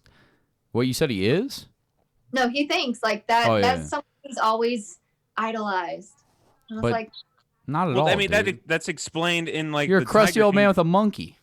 That's Sorry, like go ahead. explained in like the Tiger King documentaries, is how all of these people that run these things, they think there's some sort of like ringleader to some great show, and like the world revolves around Yeah. them whenever it comes to like their fucking place. But then they just care about the money and the fame. It's all a narcissistic tactic, it seems. power To trip. yeah, it's a power trip. It's like totally fucked up. So it just blows my mind that there is as many of these places around as there is, and how they've managed to get under the system just by throwing a couple of cubs at people. It's just so fucked up. Is Carol Baskins like? Is she also like in this kind of fucked up brain? Yes. I know She she's not fed her some saint husband to a either. tiger. Yeah, I think Yes. she's horrible too. Yes. Can we talk about that for a second? Do you think she killed her husband? Yeah, I- probably. I don't know, but I don't doubt it. So, like, She crazy? dude, she for sure did. She for sure did. I was gonna say, spoken like a woman that's done a deposition before. Like, not gonna, not going on the Can't record here. confirm or deny. Yeah, not gonna indict. But is there anybody. any of these like places in the United States that is reputable No way. at all? No Like that way. you can give us a shout out at that we can Um, go promote or something. Yeah, Yeah, my friends, I have some friends up in Lockport, Illinois, and they run Big Run Wolf Ranch, and they are amazing. And they do have a tiger there. What? Oh wow. Yeah, so shout out to Raina. But My it's girl not like Raina. Running, feeding running them, like, wolves old and Walmart tigers. food or That's some anything. Mhm. bad bitch type shit right there, dude. Can I ask you? There's a bear. There's all kinds of stuff. Great property, great people. There's also, I have some friends down in Florida at the Everglades Outpost. They are an awesome nonprofit. So shout out to them as well. God damn. That's I'm awesome. curious. Do you know about the reputability of a lot of places, like a lot of these wildlife preserves, especially in the Tri-County or the Tri-State area or whatever? The majority, yeah. How's It would Red depend. Wolf? Cincinnati Zoo bullshit. How's Red Wolf Sanctuary? Patrick, Cincinnati you Zoo second. bullshit. Your question's silly. They shot Harambe. Of course they're bullshit. Continue. Actually, I don't, to my knowledge, Cincinnati Zoo is fine. I haven't really seen anything to kind of, contradict that. I know there's always going to be rumors about any of these places. If you haven't noticed by now, there's always going to be two sides to this. Just based off of my personal opinion, Cincinnati Zoo is fine. You mentioned another one. Red What was Wolf. the other one? Red Wolf Sanctuary in Indiana off of 50. I went down there and saw wolves years ago and whatnot. Saw a bear, all kinds of shit. It was crazy. Foxes. Isn't that You where familiar with Tony them? volunteers? That's where Tony volunteers. That's Wolf I think. Creek. Wolf Creek. Okay. Oh, Wolf They Creek. renamed it then. Did they? No, I think what you're Since talking I've about is been a there. real place. There's two different places that are in like the tri-state kind of area, I think. Hold on. As far Let as me I'm look it up. aware. It'll be easier for But me to just I'm not an expert. I don't know. Hold on. Let's see if I'm a fool. I mean, Here I we go. went there. Here's fucking Cody with more of his nonsense ass questions. Yeah. I'm curious about the credibility of a place worth visiting to meet wolves I or want not. to know about the credibility of a place I haven't been to since I was 7 years old. Since I was Because 7. I gotta know now. All right, this was like 8 years ago. Hold on. Red Wolf Sanctuary, right? Man, you look so silly right now. What? Because I'm trying to see if a place exists. Yeah. See, there it is. Exits. Exists. Exists. Exist. Yeah, they got good reviews. Yeah. This place, Red Wolf Sanctuary. He saw 5-star on Facebook.com. It was like, they got good. They We got knew- good reviews. We knew somebody that worked down there. It was a fucking solid time going down there and hanging out with the wolves and whatnot. Yeah. Apparently they act pretty interesting whenever they're around people. They don't act like regular dogs or whatever. You gotta like talk to them completely different or some shit. Can't Is have that true? jewelry on I don't know and stuff. anything. I hear Said you. that- You have to bow in front of them, and they have to bow back before you're allowed to touch You them. have And to you- do the whole you gotta take your SpongeBob samurai dance, like sword- tap to a bubble. Yes. Yeah. You have to like take- one foot spin around. You have to take Right your before- samurai sword out right before you meet a wolf and cut your palm. And Step on your left foot and don't Sacrifice forget it. the yeah, exactly. You have to make some sort of blood seal, like contract with You have this to bite it wolf. on the ear the only way every that- time you meet a wolf. You have to wrestle it down and bite this wolf's ear. Did you guys ever see the And video? you can then whistle for it at any location around the world. Yeah, just like The Witcher with Roach or whatever. You just whistle and you have a roach on your side, or you have a fucking wolf on your side. Nah, the fuck was I gonna say about it? Oh no. Ah, Christ, I lost. Probably some it. dumbass. Yeah, it's question. probably some stupid ass question. Yeah. Probably gonna make Jordan roll her eyes out of her head. So if you took the stupid it skin is. off a wolf, all right, just stick with me here. All the Describe skin. that talk. So, like, what would you say is the scariest reptile? What did I say? Is it serious? I'm only moving back to that because earlier in the conversation we were talking about like reptiles, and I was curious what you thought would be what's like the scariest reptile out there. Like, oh, don't fuck with that one. Oh goodness. She's like, I'm not fucking scared of reptiles, or I wouldn't work with them. I could feel her trying to not. But to if say she's it. scared of something, everyone else should be aware. Come on, right? tell him it was a dumb question. I'm just waiting for someone else to get theirs. That's I all. mean, No, it's just you, I don't Cody. like messing with anything venomous personally. Or hot is the term that they use for it. I hate that. Someone asked me if I work with hot herps, and I was like, "Excuse me." I've never heard that before. They call I don't it- look at them like that. Yeah. Come on, hot cobra. No, Yeah, wait. so I don't- that stuff is scary. I don't know how anyone has the balls to deal with that stuff. vipers. They make there's some that make your blood coagulate, like inside your veins. Your blood turns into jello. I know one guy. I'm not gonna say his name. So he makes his money and his living off of selling drugs, hallucinogenics, and he has a table at the Reptile Expo that happens once a month, and he sells his breeds there. Just say it's you already. Huh? What Reptile Expo? The Cincy? Yes. Okay. Like he sells licking toads, and he's tripping balls the whole time. This dude is the most like irresponsible and ridiculous man I've ever met in my entire life. No, you don't. Okay. And he's been talking about how he's gonna step into the world of venomous snakes, and I'm just like, we're gonna not hear from him for like a solid month, and then we're gonna find out he was dead on the news. Like, Juggalo found dead with smeared face paint. Oh fuck, dude. Dead, covered in venomous snake bites. Snakes all over the hotel complex. You had lots of Faygo. I don't like that stuff. Is just, I don't know how anyone has the courage to do that. Have you guys ever seen? I think we did it in like the earliest episodes of the podcast. But have you guys ever? Do you guys remember getting high on snake venom? It's a Vice. It's like a Vice documentary series. Yeah, I remember that episode. What? And what are you talking about? So the dude is like, he worked at. There was a very famous snake expert. Maybe Jordan knows, in Florida. He ran this. In the, I want to say the 60s and 70s, maybe the 80s. He was huge. Like he had king cobras all over the place, and like opened this big giant reptile exhibit and got people like originally interested in the study of these snakes.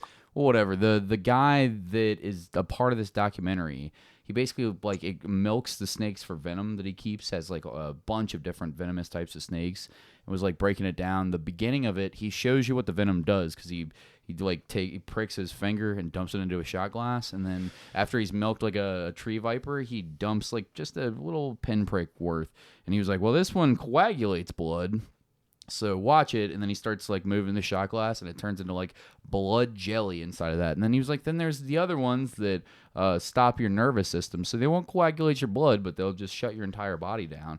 And then he's like breaking down the amounts it would take to kill a normal like the amount of venom in one bite, and how many people it could potentially kill, and how he's actually built up an immunity to this and has been like kickstarting his immune system by taking the snake venom for the last like the dude's probably like 45 in the documentary, and it's probably a 10-year-old documentary, so maybe 55 now or whatever.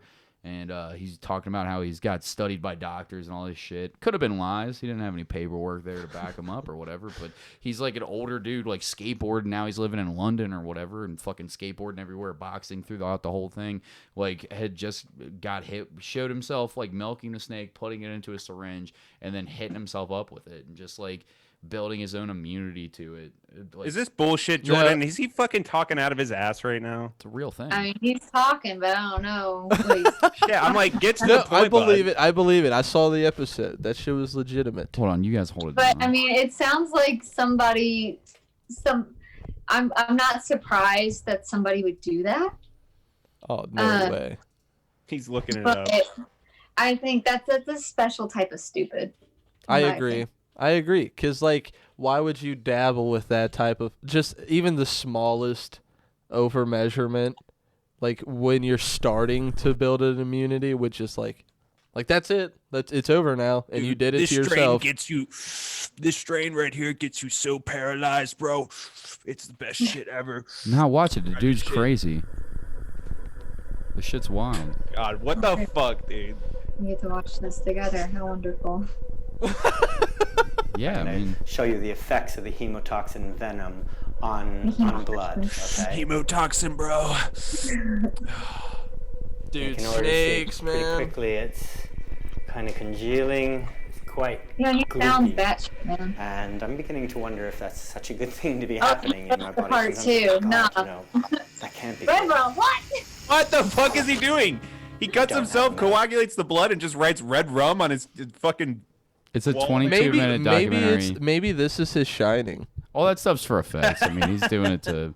He's on TV. It's his No, shine. it's his Interview. shine. Yeah, like Gets he's high just off of able the to snake survive venom and snake venom. Yeah. He gets the shine. This It fucking breaks it all snake down venom, here. dude. It says, we met with a guy who's been injecting himself with snake venom for 20 years, and he looks better than ever now. It says the hemotoxins which attack He looks human like a blood bird. cells in tree viper's venom can result in an agonizing death in less than 30 minutes. The neurotoxins in a cobra bite can kill a person in half that time. For the past 20 years, Steve Ludwin has been sticking all this lovely, deadly snake juice in a syringe and mainlining it all the way to mortality, privately milking an array of deadly snakes, including rattlesnakes, monocle cobras, and a few casual vipers thrown into the mix. Steve has been injecting what would, for any normal human, be fatal amounts of venom into his body since the late 80s. So yeah, he sounds crazy as fuck. And this is the guy that they were talking about. It's the basic principle laid out by pioneer herpetologist Bill Haas. Do you know that name, Jordan? That name does ring a bell. Yeah, it says he died last year at the age of 100. Is that regular exposure to venom results in the body developing an immunity. Steve claims to not only never get ill, but that cobra venom is the ultimate pick-me-up with effects lasting. He also talks about how he over-injects this stuff and had this giant fucking like volcano lesion or whatever where he had to like drain the wound himself. So it sounds crazy as fuck, but I guess there's something to it. And this Bill Haas just guy so you know, is a herpetologist. In this comment section here, it says he looks great. This dude looks like fucking creepy thin man from like Charlie's Angels, you know? Like, I'm still not convinced. I'm still not convinced he had like a little jar of fucking apple juice hidden up his sleeve he's that he like made some quick sort of swaps fucked up with. anti-vaxxer who takes like snake venom. Like, oh yeah, this will cure your cancer, man. Yeah. I'm not really sure why he couldn't just take a Red Bull. Yeah, right. Yeah, like he handles venomous snakes all the time. He said like it's the he's best. a herpetologist, so his being snakes, he wants to build an immunity in case he's accidentally bitten. He said it's the best pick me up. He figured that out in trying to get his body to build an immunity to snake venom so that he could handle them less like nervously, so that he didn't think that he was going to die right whatever away. helps you sleep at night. Psycho. I'm just telling you what he said in the fucking thing. Well, he also stupid. found out that it's a big pick me up for him. What a fucking Jordan, idiot! I don't think thoughts? that's why he's doing it though. I think Your that thoughts, he's doing it Jordan? for the immunity. What Oh, do I you have think? none. You have none. 1 out of 10. How smart is this to do? Should everyone try this? Would you recommend? Just Tim Stark, if he could. You heard it here, folks. Wait, he almost died. You were worried about him. I was kidding. I was kidding. See, yeah, I knew she didn't. She mean allegedly wanted that to happen. It's too nice. You got to wish death on this guy more often. No, feel like I he was so deserves it. concerned when he had a heart attack. I really care. Yeah, I hear you. I'm sure that was someone's. So, voodoo. like, what? So the case is going on right now. Like, how close are they? Can you tell us how close they're getting a sucker being put away? Like, when is it happening? I can say we have a goal of finishing this all up this year.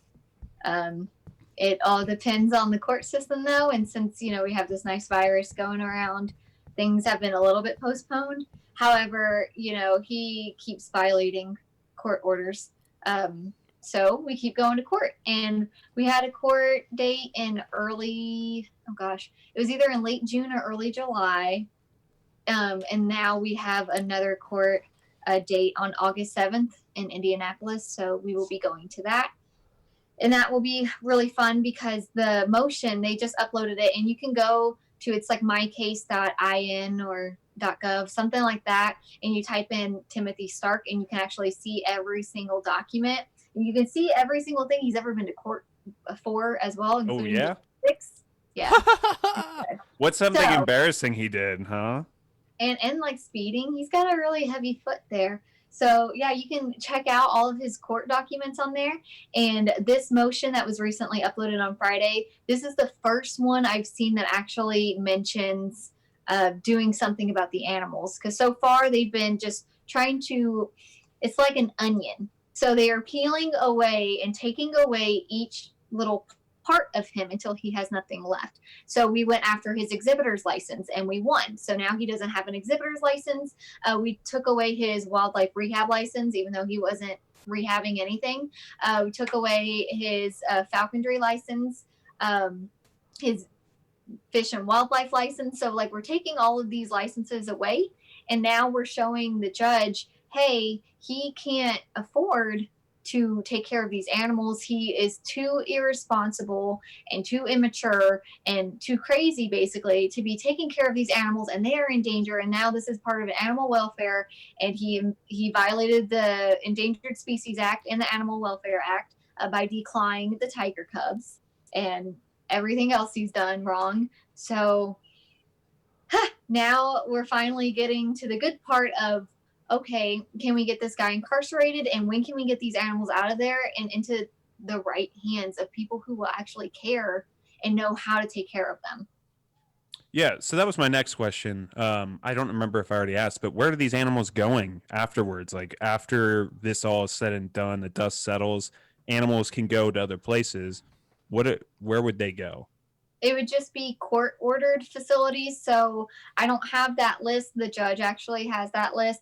And it's all facilities that would be approved by the judge, approved by USDA, approved by Fish and Wildlife, has been inspected, and is actually good to go. And just overall has the full stamp of approval before they will be able to go there. But there is a good amount of organizations and people that have really stepped up and have been waiting for something like this to happen. So they're in the process of making room and, hopefully getting ready for some new babies. So they're not going to give them away to another private zoo. Not like if they go to another private owner or a private organization, they would have to have all of their licensing. They would have to really be approved and make sure everything is proper before, because the cycle needs to stop. Yeah, absolutely. Yeah, that's crazy. My God. All right, guys, we're coming up on an hour 40 right now. I don't want to end this exactly right now, but my girlfriend, it is her birthday right now, so that's okay. I'm sorry, guys. I gotta get back. Jordan, would you ever like to come back on the show? Sure. Cool. Let's make that happen. Give us some shout outs of some places that you're currently volunteering or working at currently that you want to just give some light to. Oh gosh. Well. And where can we follow you? I'm sorry, I missed that. And where can we follow you on social media? Okay. So you can follow me. I have a Facebook page, and it's just JJ's Reptile World. I also have an Instagram page with the same URL, which is JJ's Reptile World. That's where I post all of my animal stuff, and it's also where I post a lot of court documents and a lot of updates with the case. I post it on my personal Facebook, but I always try to make that stuff public. That way I don't have a bunch of friend requests from people that are scary. So make that public so they can look at it and leave me alone. So those are my main two platforms there. And then I guess I will give a shout out to Second Chances Wildlife Center, which is where I actively rehabilitate animals. So I work with indigenous species there, and I'm also the reptile supervisor there. So I do look over the box turtles and aquatic species. Speaking of, that was my turtle. I don't know if y'all heard that. I did hear that. I thought that was someone whispering. Does he talk? No, that was my aquatic turtle. And we also do like opossums, raccoons, skunks, bats, all of the things there. And then I want to give another shout out to my friend Raina up in Illinois, who runs Big Run Wolf Ranch. Great facility. I've been there several times. I love all of them. They do a great job there. And shout out Max Mullerin. Yeah, shout out to Max. Thanks, Max, for making this happen. Yeah. He's the man. Yeah, way to go, Max. Making big moves over there. Thanks so much for coming on the show. We really appreciate it. I'm sorry to end it so abruptly. I just had like limited time tonight. But if you ever want to come back, or like if you and Max want to come on together or whatever, let's set something up. Like hopefully once there's a cure for COVID and like everybody's getting vaccinated and shit like that, we can do this in the studio. Maybe bring a reptile or something like that, or Max could bring one of his spiders and scare the fuck out of me. I don't know. Luke's getting hesitant too. You'd be afraid of that. I think that'll be awesome. That's a great plan. Yeah, dude. Hopefully we'll make that happen in the studio. It'll be a lot better podcast, less awkward when it's not through all this Zoom shit. There's no delays and all that stuff. But thank you so much for taking the time to come on today. And I'm sorry for having to cancel on you the other week super abruptly. There was just a lot of personal stuff going on in our lives, and we're really sorry for that. I'm sorry if we wasted your time that day. Yeah, I appreciate you guys having me. Absolutely. All right, really quickly, let's do our ad reads and. Yeah. Sorry, Pat. Let's do it. I was going to say, was there anything else you wanted to talk about or get out of there before the episode ended? And ad reads. Yeah. Pat, you already did this. Did you? Pat got I'm just trying to make sure. Go on. Pat hit the dab pen too many times. This episode, as all episodes, is sponsored by the amazing, the incredible, the talented, the long dick wizard, Anthony Tank Mansfield. He runs the Kneel to No One brand. If you want to check his shit out, his amazing line of glassware, artwork, t-shirts, and custom designs starting at $30, go to @KneelToNoOne. That's KneelToNoone.com or @KneelToNoOne on Instagram. Direct message him there. He's a great fucking guy. We love him very much. And go check his shit out. Buy something. Let him know that we sent you. Next. We are also sponsored by Scarlet Vape and Smoke Shop. Go check them out. Scarlet Vape and Smoke is the head shop when it comes to heady glass pieces, any tobacco equipment. They got scentless bags that you can put in all, as Cody likes to say, your stinky cheese. Put all your stinky cheese in this charcoal bag, and it eliminates the odor. They've got all your kratom needs. They're just the all-around great shop. I think you might have missed out, but they had some shirts that Patrick had made for them, and we're giving out. They were beautiful, by the way. Pat. Powerful Dark Mountain Colt. But anyways, you missed out on that, but don't miss out on any of their great prices. If you go to Scarlet and tell them that you're a bastard, they will give you the 10% discount. Go check them out. Where can we find them, Luke? What are those locations? At Some Numbers, Montgomery Road. And some other numbers. I got it right here. Monmouth Road. It's Some Numbers, Monmouth You know how Road. Google works, son. What do you mean? Yeah, go look that shit up, boy. Pat, did we stall long enough? You got it? It's 11424 Montgomery Road, Cincinnati, Ohio, 45249, and 937 Monmouth Street, Newport, Kentucky, 41071. And go check out their website, too, Scarlet Vape and Smoke, and their Instagram. Beautiful. Simply beautiful. The last one we want to give a shout out to is Clifton Barbers. Go ahead and check them out on Instagram. So you can go ahead and get a cool, slick cut, especially from that sexy motherfucker, Cody Best. Hit him up, and you can go at 337 Ludlow Avenue and get that sweet do. Stare deep into his neck tattoo while he shaves the back of your head. Yeah. And it's open 10 to 7 Tuesday through Friday currently, and 10 to 4 on Saturday. No walk-ins at the moment due to COVID, just same-day appointments. Just either show up and get scheduled or just call in and get it, or go to their Instagram, and you'll find all the artist links there. Last thing I want to do is a shameless self-promotion, as we were talking earlier, is my art page, Dark Mountain Cult. Go ahead and check that out. And if you like gaming shit and nerdy shit, let me just draw it for you. I like doing it, and I'll do it real quick. And, yeah, it'll be fun. Hit me up. He does an amazing job. He sent us, me and Luke both have prints that are getting hung up whenever I get the fuck out of my grandpa's basement. He recently did a Gurren Lagann one, which is like one of the best animes ever made. And he was just showing us, I don't even know if good. he's posted it yet, but this bad motherfucker has a Demon Slayer thing, which is an anime that I've recently got into on Hulu. Fucking phenomenal shit. Some of the best, like, animation and anime ever, I think, and like a pretty quality storyline. And Pat just illustrated that and put it up. Yeah. So go and check his shit out. Check He's out my always shit. putting quality things out there. He's always got good content. He's also good looking. Yeah, go and So follow looks, him guys. just for that handsome jawline. He always keeps a beard on it, all these tattoos, and over 6 feet tall. you But think- he's taking bitches. I don't know what to tell you. He's got a wife. He's engaged. You guys. But you men out there, I don't know. Yeah, but seriously, You might go have a check that shot. shit out. Go give him a follow. Bless listeners. All right. Be that's kind it, to I each other. guess. Be Bastard. kind to each other. Bastard Fest is canceled. We It's have to say canceled. it. It's canceled. We'll figure out done. your money shit. I don't know what's going on. I don't know. We'll tell you more when we know. All right. Thanks, Jordan. Thanks for coming on. Have a great week, everyone. Bye.